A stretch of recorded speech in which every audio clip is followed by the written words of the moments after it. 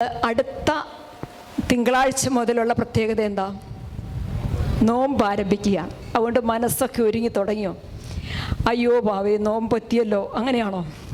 അല്ല, അങ്ങനെ ചിലപ്പോൾ വരുമല്ലേ, ഇനി 50 ദിവസം എങ്ങനെ കടത്തിവിടും, അങ്ങനെയൊക്കെയുള്ളൊരു ചിന്തയൊക്കെ ചിലപ്പം നിങ്ങൾക്ക് കാണിയല്ല. നമ്മൾ പ്രാർത്ഥിക്കുന്ന മനുഷ്യരായതുകൊണ്ട് നമുക്കത്രയും കാണിയല്ല. പക്ഷെ അതിനൊരു തയ്യാറെടുപ്പ്, നമ്മുടെ 50 നോയമ്പ് ഏറ്റവും നല്ല, ഒത്തിരി പ്രാവശ്യം നമ്മൾ നോമ്പ് നോക്കി, അതിലെ ഏറ്റവും മനോഹരമായ ഒരു നോമ്പാചരണത്തിൻ്റെ വർഷമായിട്ട് ഈ വർഷത്തെ നമുക്ക് മാറ്റണം. വേണ്ടേ? വേണോ? വേണം. ഞാൻ കഴിഞ്ഞ ദിവസം, സാധാരണ സ്വപ്നങ്ങളാരും പരസ്യമായിട്ട് പറയാറില്ല, രഹസ്യമായിട്ടൊക്കെ പറയാറുണ്ട്. ഞാനൊരു സ്വപ്നം കണ്ടു എന്നൊക്കെ പറയാറുണ്ട്. ഞാനും ഒരു സ്വപ്നം കണ്ടു. അത് നിങ്ങളോട് പരസ്യമായിട്ട് പറയേണ്ട ഒരു സ്വപ്നമായതുകൊണ്ട് ഞാൻ പറയുകയാണ്. ഒരു ദിവസം ഞാൻ ഉറങ്ങിക്കിടക്കുന്ന സമയത്ത് ഞാൻ കാണുകയാണ്, ഭയങ്കരമായിട്ടുള്ളൊരു അന്ധകാരം ഇങ്ങനെ നിറഞ്ഞിട്ട്, എല്ലാവരുടെയും മേലും ഒരു അന്ധകാരം നിറഞ്ഞിട്ട് ആർക്കും ആരെയും തിരിച്ചറിയാൻ പറ്റുന്നില്ല. ഞാനും നോക്കുന്നുണ്ട്, എനിക്ക് പരിചയമുള്ളവരാരെങ്കിലും കാണാൻ പറ്റുമോ എന്ന്. പക്ഷെ ആരെയും പരിചയമുള്ള ആരെയും കാണാൻ പറ്റുന്നില്ല, അടുത്തെങ്ങും ആരെയും കാണുന്നുമില്ല. പക്ഷേ ഈ അന്ധകാരത്തിൻ്റെ സമയത്ത് കേൾക്കുന്ന ഒരു സ്വരം എന്താണെന്ന് ചോദിച്ചാൽ, വ്യക്തമായിട്ട് എൻ്റെ കാതുകളിൽ ഞാൻ കേൾക്കുന്നത് യേശു ദൈവമല്ല എന്ന് പറയുന്ന, പ്രഘോഷിക്കുന്ന ഒരു സ്വരമാണ് കേട്ടത്. ദൈവം യേശു അല്ല. അപ്പോൾ എനിക്ക് ഭയങ്കരമായിട്ടുള്ള സങ്കടം തോന്നി ഉള്ളിൽ. പിന്നെ യേശു ദൈവമല്ല എന്ന് ഇങ്ങനെ ആ രീതിയിലുള്ള പ്രസംഗങ്ങൾ ഞാൻ ഈ അന്ധകാരത്തിൽ നിന്ന് കേട്ടുകൊണ്ടിരിക്കുക. അപ്പം ഞാൻ ശക്തമായിട്ട് പറയാൻ തുടങ്ങി, ദൈവമുണ്ടെങ്കിൽ അത് യേശു മാത്രമാണ്. യേശുവാണ് ദൈവം, യേശുവാണ് രക്ഷകൻ, യേശുവിലൂടെ മാത്രമേ രക്ഷയുള്ളൂ, യേശു രക്ഷകനാണ് എന്ന് ഞാൻ കാറി കൂവി ഒച്ച എനിക്ക് പറയാൻ പറ്റുന്നിടത്തോളം സ്വരത്തിൽ ഇങ്ങനെ ഞാനും പറഞ്ഞുകൊണ്ടിരിക്കുക.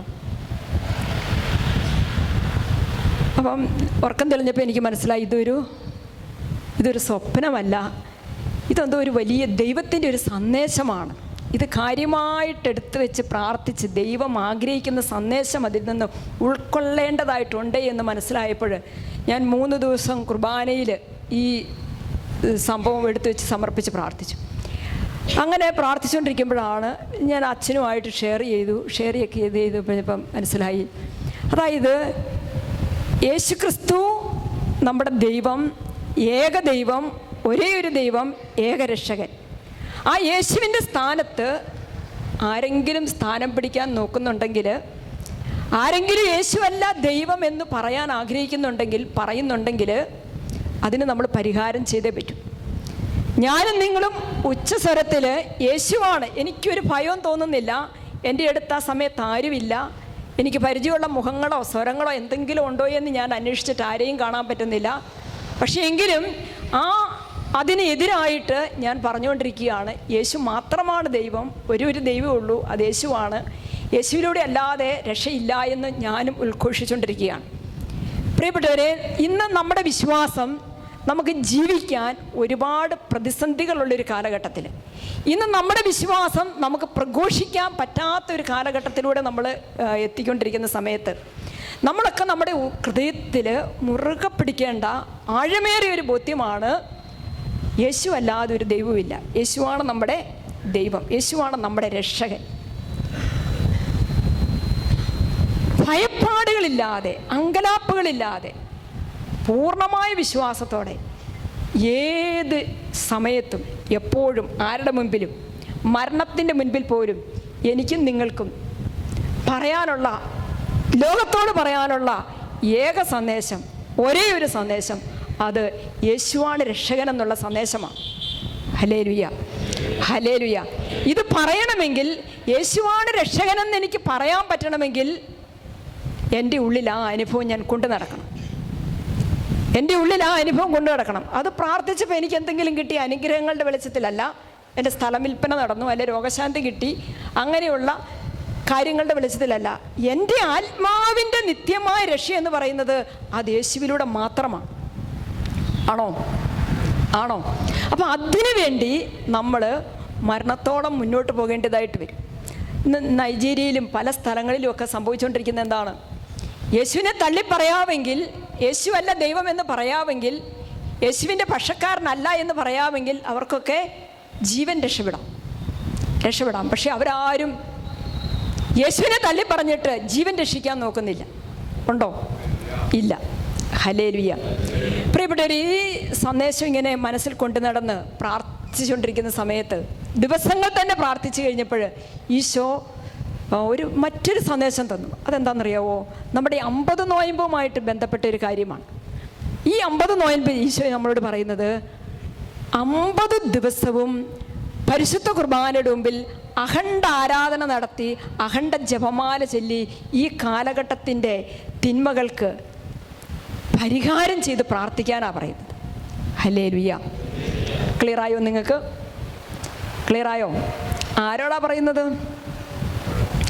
പറയുന്നത്? സ്നേഹാസിനോട് പറഞ്ഞെന്നാണോ? അല്ല, എന്നോട് പറഞ്ഞത് നിങ്ങളോടും കൂടെയാണ്. എന്നോട് പറഞ്ഞാൽ നിങ്ങളോട് പറയാനാണ്. ഹല്ലേലൂയ. ഞാനിപ്പോൾ ഇന്ന് രാവിലെ അച്ഛനുമായിട്ട് സംസാരിച്ചപ്പോൾ അച്ഛൻ പറഞ്ഞു നമുക്കത് ചെയ്യണം. ലോകത്ത് സത്യദൈവ ആരാധനയ്ക്ക് വിരുദ്ധമായിട്ട് നടക്കുന്ന എല്ലാ തിന്മകൾക്കും നമ്മൾ പരിഹാരം ചെയ്ത് നമ്മൾ പ്രാർത്ഥിക്കണം. നമ്മൾ 50 നോമ്പ് അടുത്ത തിങ്കളാഴ്ച മുതൽ നമ്മുടെ പെസഹ വ്യാഴം പള്ളിയിലാണ് നമുക്ക് ആരാധന. അതുവരെയുള്ള ബുധനാഴ്ച വരെയുള്ള പെസഹ വ്യാഴാഴ്ചയ്ക്ക് തൊട്ട് തലേ ദിവസത്തെ ബുധനാഴ്ച വരെയുള്ള ദിവസങ്ങളിൽ നമ്മുടെ സാഞ്ചോ ഭവനിൽ രാവിലെ 9 മണി മുതൽ വൈകിട്ട് 5 മണി വരെ പരിശുദ്ധ കുർബാനയുടെ മുമ്പിൽ പരിഹാര ആരാധനയും അഖണ്ഡ ജപമാലയും ഉണ്ടായിരിക്കും. Praise the Lord. ഇത് നമ്മുടെ സാഞ്ചോ ഭവനിൽ ശുശ്രൂഷ തുടങ്ങിയിട്ട് ഒരു 10 വർഷത്തോളമായി. ഒരിക്കൽ പോലും ഇങ്ങനെ ഒരു ശുശ്രൂഷ ചെയ്യാൻ ഞാൻ ഈ കുറേ നാൾ മുൻപ് തൊട്ട് നമ്മൾ ചെയ്തതും ചെയ്യാൻ പറ്റാതെ പോയിക്കൊണ്ടിരുന്നതുമായ ഒരു ശുശ്രൂഷ ഉണ്ടായിരുന്നു, 40 മണിക്കൂർ ആരാധന. അത് നമുക്ക് പല വർഷങ്ങളിൽ ചെയ്യാൻ പറ്റിയായിരുന്നു, പിന്നെ ചെയ്യാൻ പറ്റിയില്ല. അപ്പോൾ എങ്കിൽ ഈ വർഷം 40 മണിക്കൂർ ആരാധന നടത്താമെന്ന് മനസ്സിൽ ഇങ്ങനെ ചിന്തിച്ച് നടക്കുമ്പോഴാണ് 40 മണിക്കൂർ ആരാധന അല്ല ഈശോ ആഗ്രഹിക്കുന്നത്. ഈ വർഷം 50 ദിവസത്തെ ആരാധന, 50 ദിവസവും നോമ്പിൻ്റെ 50 ദിവസവും നമ്മൾ എന്ത് ചെയ്യണം? ആരാധന നടത്തി പ്രാർത്ഥിക്കണം, ഉപവസിച്ച് പ്രാർത്ഥിക്കണം. ഉപവസിക്കുക എന്ന് പറഞ്ഞാൽ എന്താ? കൂടെ വസിക്കുക.